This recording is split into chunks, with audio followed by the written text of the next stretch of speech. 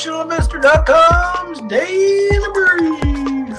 The answer to your question is learn the goddamn process, trade your trading plans, don't take too much risk on any one trade, and just let yourself get rich. Hello, everyone. Where are we here? I think it's Wednesday, isn't it? Wednesday, hump day. Tastes great. 20th of December, 2023. Just about through this year, only a week and a half left. Suppose tax loss selling season, probably have to start getting those transactions done by Tuesday. Actually, this is going to be an interesting one because Monday will be a holiday. Tuesday's usually a holiday. I don't know whether we can do 3-day settlement if we do transactions on the 27th. 27th, 28th, 29th, I guess so. So your tax loss selling deadline will be on the 27th. That's probably the catalyst that all these markets are moving into, because once the year end's done, then they square up the books and we'll start it all again for 2024 here in about a week following that event after the New Year's break. So wouldn't be surprised if we actually start seeing things kind of slow down in the market. Did find that liquidity and stuff in the opening range trade, the opening ranges themselves were extremely small. And unfortunately, I had to book a $50 loss on my opening range trade this morning. So as a result, just sim trading, not risking doing any too much damage to live accounts. So that is the kind of day that it is for me here. Did notice also too, I was getting a little worried about the very sort of toppy looking crypto market, but looks like crypto is trying to find a bit of a bid here. And even got some names doubling in price from where we bought them. Unfortunately, I'm not operating on any centralized exchanges these days, so I haven't been banging out nearly as many doubles as I've had in years gone by when it was just so nice and easy to work open orders and just nice flexible. And this morning, if I had to pay for the fees of Mr. Vitalik supercomputer, I wasn't able to realize my double. So just have to sit and be patient. Wait for DeFi to catch up and hopefully bids move up, but I suppose we can talk about that in a bit. Anyway, the vulgarities of substitute drama teachers taking over these countries and outlawing capitalism and capitalist endeavors, things like crypto, makes our life a little bit challenging. But anyway, it is what it is. That's part of the landscape. And I suppose I get the impression the next 10, 20 years, it's going to be like this. The capitalists are going to be fighting literally into the wind every turn. But anyway, enjoy the ride. The good part about what we do is if you do force yourself to come in and buy at the bottom end of the range, then if you just have a revisit of the middle of the range, it's usually many multiples. So you should be able to get doubles off. Even if we are in DeFi land and all that kind of stuff, just got to be patient. As for the broader markets message here, S&P 500 is sort of a benchmark for the broader U.S. stock market, still just grinding its way higher here. We are in the very typical window. We call this the Santa Claus rally window.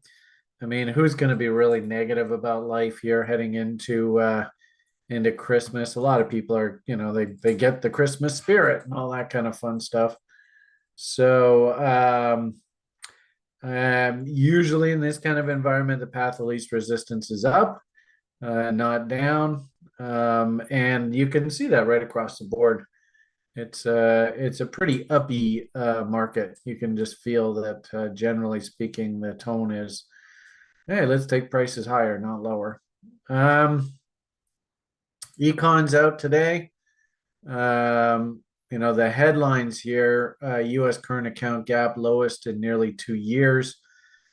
I mean, the interesting thing with that is if you want to continue this U.S. hegemony and this, fugazi of the banksters' way of running economies, basically debt is money, money is debt. If the debt gets too much, then just hyperinflate the economy, print off a whole bunch of new money, which makes that old debt number go down relative to the size of the economy, and they can just keep printing more and more debt. So for that Fugazi to keep working, you actually have to see the current account balance keep moving more negative. Thank you, Chris. I guess the point here is that this would just sort of be business as usual. Um, Not a lot of econs out here today. As I said, we're getting closer to Christmas, so I think do see sort of Wall Street's temperament sort of toning down. But you can see we had a slew of Canadian econs out first thing this morning. Mortgage rates ticking down. Of course, we've been talking about that interest rate picture for a while. The V top up above 7%, but they are coming down appreciably. But usually V's like to be tested, and that creates an M. So I've just been suggesting to people that really probably this market's going to be relatively happy until we actually start seeing M's appear in these bond charts. And you can see there's no M's anywhere in sight yet. The short end's getting a little Emmy. It's interesting how the short end has not been able to break out through the highs from back in March. Actually, really, none of the curve has. So as the 5 years are trying to get up into that area. As I said there a moment ago, actually, you can even see that, the shorter end of the curve, that 2 year paper, it is trying desperately to put in a bottom. Probably a move through these highs would be sort of your catalyst that, it looks like interest rates are officially trending down now. I don't know whether I'm ready to subscribe to that newsletter yet. I think we are testing these tops in price. We'll see whether we break out here or not. I suppose for the time purposes, we're just going to keep these videos relatively short here, so don't really need to go into too much more detail there. I will just simply say that, as I said, the mortgage rates are ticking down, which of course, I think we saw some incredibly powerful numbers coming out of the US market with regard to things like housing starts yesterday. More anecdotal evidence that I can't see how the Fed can lower interest rates. This economy is incredibly strong. Maybe not so much in all the China and, China, what a fucking joke that is.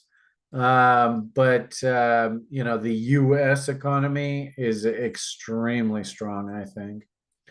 Consumer confidence was a key data point that came out at 7 a.m. One of the reasons why stocks started to catch a nice bid overnight. Actually, stocks were weaker, and the Europeans were kind of, but consumer confidence came out here this morning, just booming higher here. This is the Conference Board's consumer confidence index. Again, no way in hell the Fed's going to be able to lower interest rates in the face of that. And if anything, this is starting to get like blow off toppy kind of price action here in fundamental data sets. So if the consumers start getting crazy again, we'll see retail sales start going crazy, which means we'll start seeing Mr. Druckenmiller start to get all upset again, which will be inflationary. And, basically Fed's got to keep their foot on the brakes with regard to interest rates. Existing home sales, and actually this has been an interesting sort of air pocket in the market. You can see that the data for existing home sales has actually been pretty weak. Any new homes that have been built got gobbled up instantly by the institutional investor types. I have told you repeatedly, and I still think it's absolutely the case. Are you going to actually go and invest in that China story now? No, not even close. Don't even think about it. That's just stupidity. And in that, are you going to go and invest in Europe with Vladdy going and doing what he's doing? Are you going to invest in the Middle East with what Israelis doing right now? I mean, you never want to invest in a war environment, so all of that's off the table. What are you going to go and invest in South America and take your chance with Argentina? That's a bit dangerous. So, ironically enough, the only market that really is pretty solid here is this US market. And interestingly enough, I think Japan, to a certain degree, servicing the US market, they're in a really, really great position because they never really got sucked into the stupidity of the Chinese Fakezi. So put it all together, the one piece of the U.S. housing market that was a little bit suspect was existing home sales. And now you can see that existing home sales are actually starting to tick back up, and the market was actually looking for them to continue contracting. So again, is there any way the Fed can lower interest rates in the face of this? I don't think so. And ironically enough, I've said this repeatedly to this audience. I don't know whether anybody listens to me or not, though. But actually, interest rates being strong and firm, and them not having the ability to lower interest rates, not even wanting to lower interest rates, that's actually a good sign. That means the economy is doing fairly well. I suppose one sort of check to all that is the oil inventories. Interesting to see gasoline inventories moving up appreciably. It is the middle of the winter, though, so we don't see a lot of driving. It's interesting how, in years gone by, we would report on heating oil demand and that, but it's fascinating how heating oil has just sort of fallen off by the wayside. They don't even really report too much on heating oil anymore. But just strictly from the gasoline perspective, gasoline inventory is rising, which is exactly what should happen this time of year. And I suppose, I mean, Chris, what's the weather like in the eastern seaboard? Does it feel abnormally cold? Does it feel abnormally warm? Is it just normal? I don't know. I'd say it's pretty normal, not abnormally skewed one way or the other, but you can tell that winter is approaching. I'd say we're in the low 40s Fahrenheit Yeah, wise.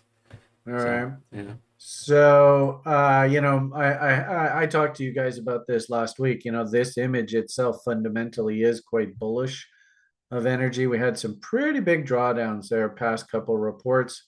So a bit of check of that, I suppose, wouldn't be shocking. But we'll keep an eye. Of course, I'm following crude oil every day.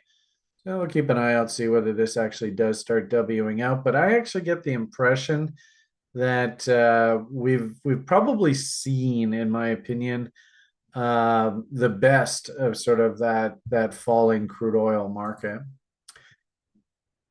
All right, so yeah, why don't we'll just transition over to look at a few of the major markets, and then we'll pop on over to the after party. Maybe look at some of the stocks that we looked at in the SOF meeting last night, and actually some crypto stocks look very, very interesting here. Anyway, maybe that'll tease you into joining us for the after party.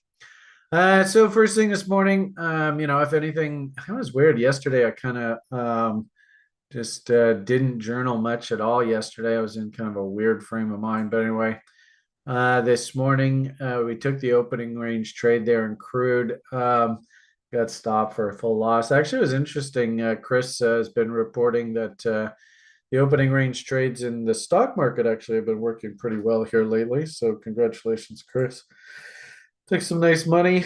I strapped on the sim because if I book a loser on the ORT, I shut the live account down for the day. Come back again tomorrow. But I participated with Chris on the ES trade. Um, in the stock market. If anything, what I really like to be is the demonstrator of best practices, and I think you have to try and get into the habit of doing all this extra work just to make sure you set yourself up correctly. But just to finish off our overview, sort of look at the market. I always think you should start your day with a look at the US dollar index. We have been working this bearish bot for quite a while. Market came down, hit the move stop to trailing level. I actually do like the idea that if you were short this, you let that bounce happen.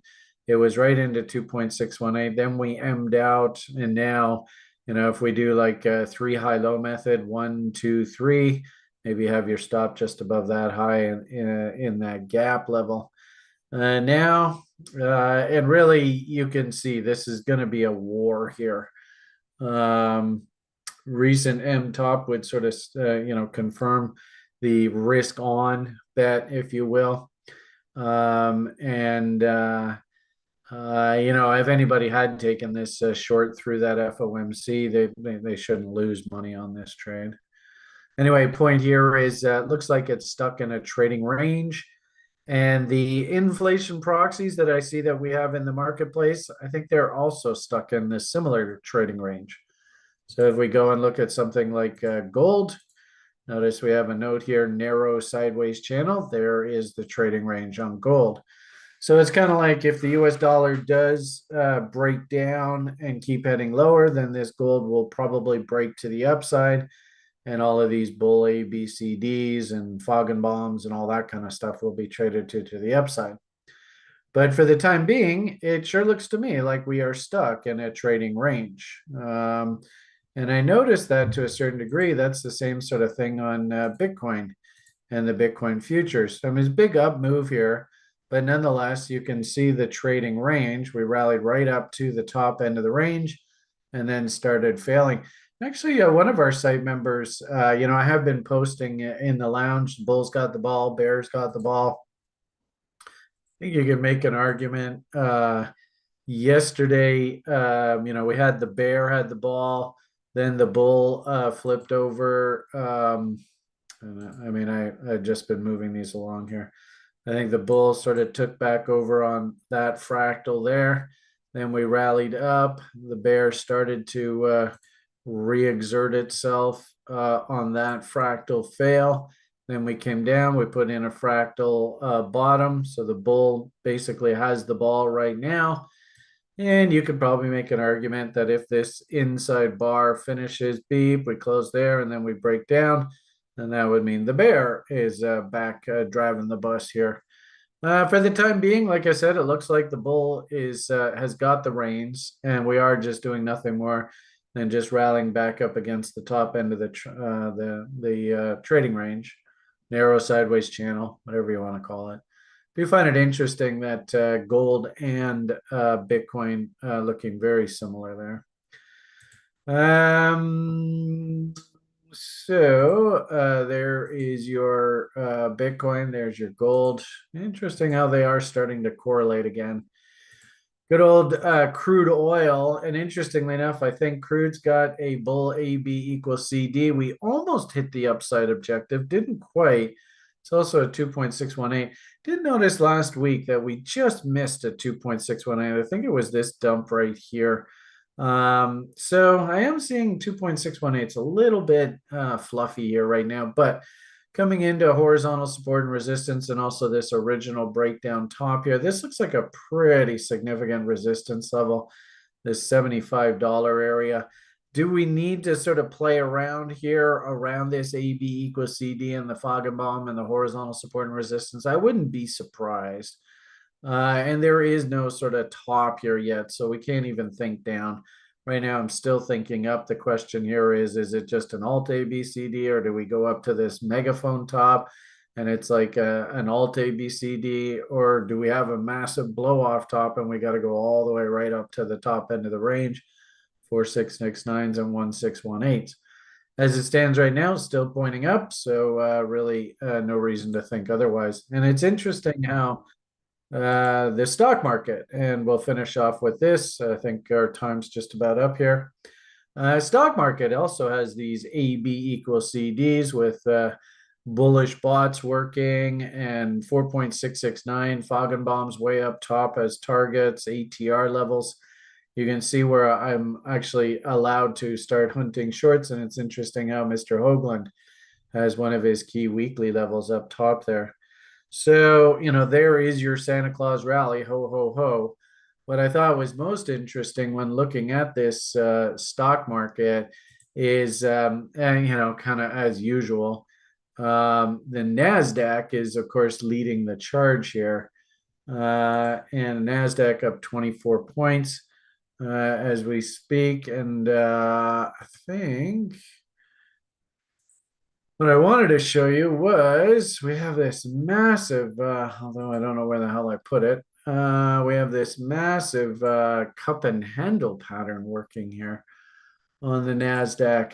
And, I think this is just a function of how the market is absolutely in love with these tech stocks right now. So we pointed this out, and also too, this was a really good sort of lesson in show me a new high and I'll show you a buy. I know we had a few people asking about that recently. So I hate to say it, folks, but your technical objective off of a pattern like this is, believe it or not, there is the cup, and you just project that off of the lip. So this NASDAQ, it wants to go all the way up to this 18,600 area. So I think that's what's leading the charge. It was interesting how the Dow stocks actually were lower earlier. So they've been dragged up. And like I said, these were actually all red first thing this morning on that oil was booming higher here. Oil sort of peaked out on that EIA data. Is actually now starting to look a little emmy here, just in the short term. You don't really see it on this 4-hour chart, but you can kind of see the Empire fractal top coming in here. So it looks to me like stocks actually like that oil's backing off. But I think that the stock market and this energy market, usually they move in conjunction. I see these AB equals CDs working. It looks like they're taking the market up, and at the same time, it looks like the gold market is calming down here and just sort of parking itself in the range. Now, Bitcoin's kind of a mix of the two.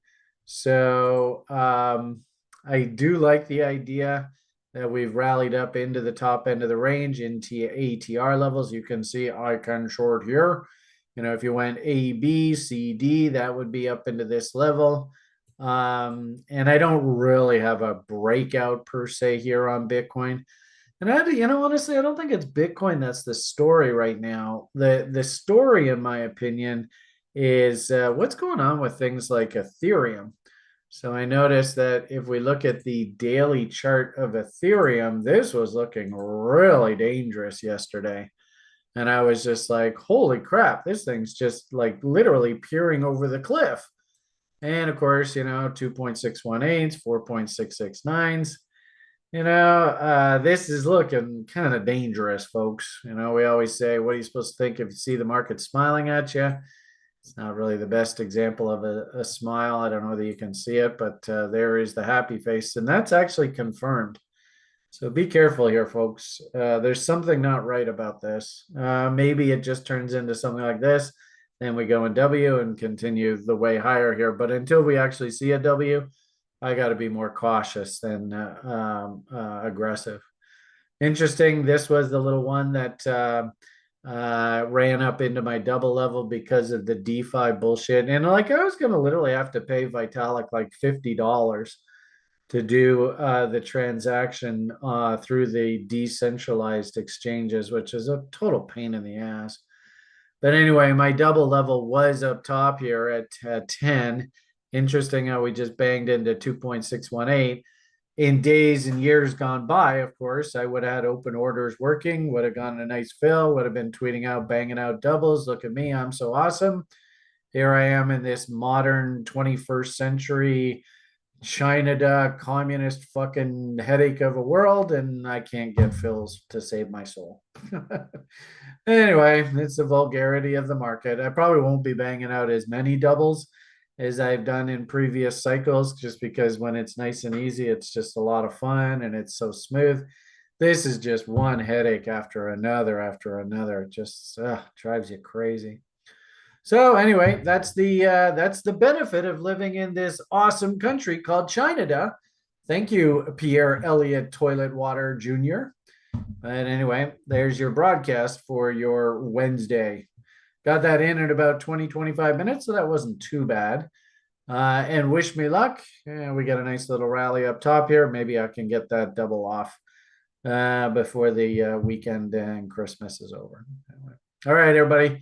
Have yourselves a great day. I mean, you can see where I'm long these things. So on paper, I've got nothing to complain about, but I would like to get a fill here. But anyway, have yourselves a great day. We'll pop on over, have a little chat in the after hours party as well. We also have the Coinergy show we're planning on doing tonight. Just kind of a fun chit chat, talking crypto. So we have two more opportunities to chat with the Beamish here before, well, actually, and also maybe talk with you on Friday as well. So, all right, have yourselves a great day. All the best. Bye for now.